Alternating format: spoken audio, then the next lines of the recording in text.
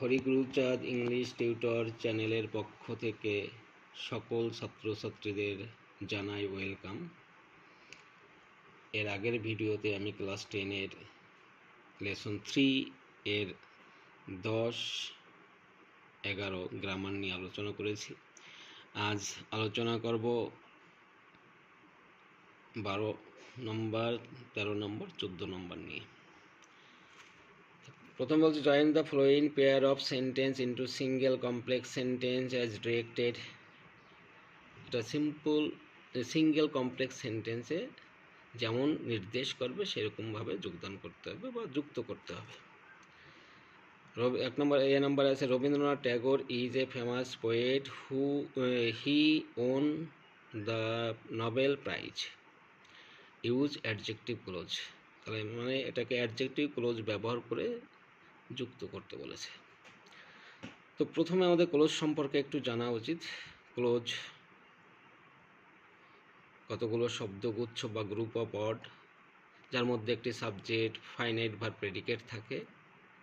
এই ক্লোজ আবার 3 প্রকার হয়: মেইন ক্লোজ, ডিপেন্ডেন্ট ক্লোজ বা কোঅর্ডিনেট ক্লোজ। এর মধ্যে ডিপেন্ডেন্ট ক্লোজ হচ্ছে এটাও কতগুলো শব্দগুচ্ছ যেটা কোনো লিঙ্কার দিয়ে শুরু হয়, যার মধ্যে একটি সাবজেক্ট, ফাইনাইট ভার্ব, প্রেডিকেট থাকে। এই ডিপেন্ডেন্ট ক্লোজও 3 প্রকার হতে পারে: main noun clause, adjective clause আর হচ্ছে অ্যাডভার্ব ক্লোজ। তো এখানে বলছে অ্যাডজেক্টিভ ক্লোজ। তাহলে অ্যাডজেক্টিভ ক্লোজ হচ্ছে এটাও কোনো লিঙ্কার দিয়ে শুরু হবে, যার মধ্যে একটি সাবজেক্ট, ফাইনাইট ভার্ব, প্রেডিকেট থাকবে, যেটা সেন্টেন্সের মধ্যে কোনো ব্যক্তি বা বস্তু বা প্রাণীর পরে বসে অ্যাডজেক্টিভের মতো কার্য করবে। তবে মনে রাখতে হবে এই অ্যাডজেক্টিভ ক্লোজের লিঙ্কিং ওয়ার্ডের আগে অবশ্যই অ্যান্টিসিডেন্ট বা পূর্বপদ থাকতে হবে, তবেই সেটা অ্যাডজেক্টিভ ক্লোজ হবে। তাহলে এটাকে কিভাবে করা যায় দেখো। প্রথমে আমি লিখেছি রবীন্দ্রনাথ হু। এখানে হুটা কি কার জন্য বসালাম? কার পরিবর্তে হি। দ্বিতীয় সেন্টেন্সের সাবজেক্ট হি এর পরিবর্তে আমি ব্যক্তির ক্ষেত্রে যেহেতু হু বসালাম।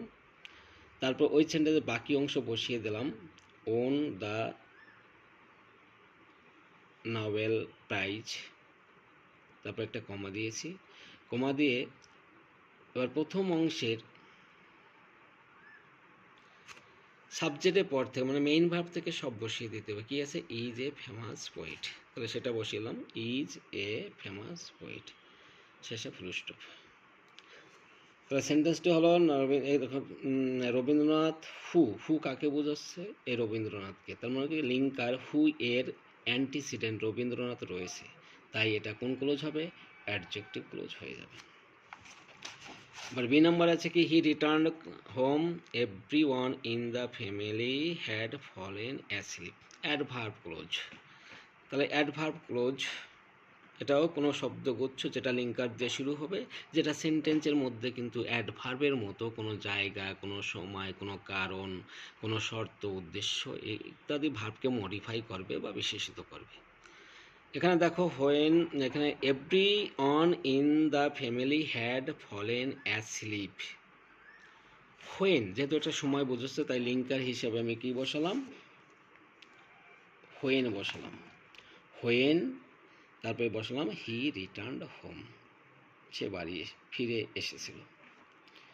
তারপরটা কি আছে? C number, the sun rises in the east full stop every one knows it. প্রত্যেকে এটা জানে। এটাকে বলছে নাউন ক্লোজ। তার মানে এটার অ্যান্টিসিডেন্ট রাখতে হবে না। কিভাবে করা যায়? যে এভরি ওয়ান নোস ইট বলতে কোনটা? এই যে প্রথম অংশটা যেটা বলছে the sun rises in the east, এটা। তাহলে আমরা বস্তুর ক্ষেত্রে বা কোনো ঘটনা বর্ণনার ক্ষেত্রে আমরা কি বসাতে পারি লিঙ্কার হিসেবে? দ্যাট। এই ইটের পরিবর্তে দ্যাটটা বসাবো। দেখো কি লিখেছি, এভরি ওয়ান নোস, এই যে ইটের পরিবর্তে কি বসালাম? দ্যাট। তারপর ইটের পরের অংশটা যা যা আছে সব বসিয়ে দেবো। কি রয়েছে? ইট বলতে কি বোঝানো হয়েছে? এটা the sun rises in the east, সূর্য পূর্ব দিকে উদিত হয়। 13 number, join the following pair of sentences into single sentences as directed. প্রথমটাই কি বলেছে? এ নম্বরে it rain hard full stop the road were not flooded. রাস্তা কিন্তু প্লাবিত হয়নি বা ছিল না। Compound sentence. বৃষ্টি হলে কি হয়, সাধারণত রাস্তায় জল বা জলে পরিপূর্ণ থাকে, কিন্তু এখানে তাও হয়নি, রাস্তায় কোনো প্লাবিত হয়নি। অর্থাৎ বিপরীত বোঝাচ্ছে, যখনই বিপরীত বোঝাবে তখন আমরা লিঙ্কার হিসাবে কম্পাউন্ড সেন্টেন্সে বাট ইউজ করব। কি ইউজ করব? বাট। তাহলে দেখো কিভাবে করেছি, ইট রেইন হার্ড বাট, এই যে লিঙ্কের যে বাট বসিয়েছি, the roads were not flooded. Number B, he completed his work full stop, he took rest. Simple sentence. তাহলে সিম্পল আমরা participle, present participle, past participle, perfect participle, এখানে আমরা পারফেক্ট পার্টিসিপল ইউজ করব। পার্টিসিপল নিয়ে পরে আলোচনা হবে।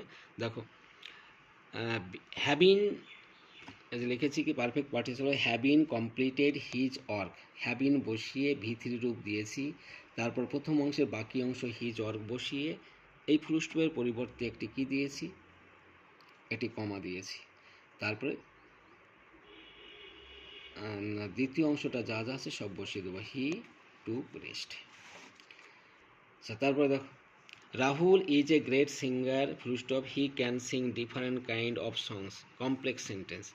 কমপ্লেক্স মানে ক্লোজের নিয়মে যখনই করবা, ক্লোজের লিঙ্কার দিয়ে তখনই সেটা কমপ্লেক্স হয়ে যাবে। আমি এটা ব্যক্তির ক্ষেত্রে হু বসাবো। কি বসিয়েছি, Rahul is a great singer, who ব্যক্তির ক্ষেত্রে হু বসালাম, who can sing different kinds of song.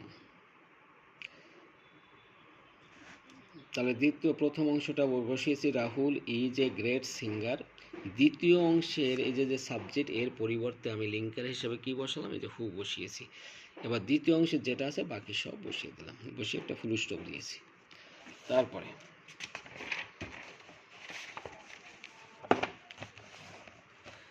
D number আছে, the time of the departure of the train has change full stop, Alia knew it. Alia এটা জানতো, এটা বলতে ইট বলতে কোনটা, প্রথম অংশের এই কাজটা, তাই আমরা ইটের পরিবর্তে লিঙ্কের হিসেবে দ্যাট বসাবো, দ্বিতীয় অংশটা বসাবো, ইটের পরিবর্তে দ্যাট বসিয়ে প্রথম অংশটা বসিয়ে। দেখো কি লিখেছে, আলিয়া নিউ দ্যাট, এই যে ইট হিসেবে ইটের পরিবর্তে দ্যাট বসালাম। এবার প্রথম অংশটা যা যা আছে সব বসিয়ে দিয়েছি, he the time of departure of the train has change. তারপর ই নাম্বার ইতে আছে, I do not watch television full stop, I do not listen to the radio, আমি রেডিও শুনি না। তাহলে আমি টেলিভিশন দেখি না, আবার রেডিও শুনি না। এটা কম্পাউন্ড সেন্টেন্স। তা দুটোর মধ্যে একটা কাজও যখন বোঝাবে না তখন আমরা নাইদার নর ব্যবহার করব। তাহলে কী হবে, I do neither watch television nor do I listen to the radio. F নাম্বারে কী বলেছে, the child was short, the child full stop দিয়ে, the child could not pick the guava from the tree. তাহলে এটাও participle, যেহেতু simple সেন্টেন্সে রূপান্তর করতে বলছে, তাহলে পার্টিসিপলের ক্ষেত্রে আমরা প্রথম সাবজেক্টকে বাদ দিয়ে হ্যাভিন বসাতে পারি, বিন বসাতে পারি, ভি ওয়ানের সঙ্গে আইএনজি বসাতে পারি। এখানে ওয়াজ আছে যেহেতু ওয়াজের ভি ওয়ান কি বি এর সঙ্গে আইএনজি করব।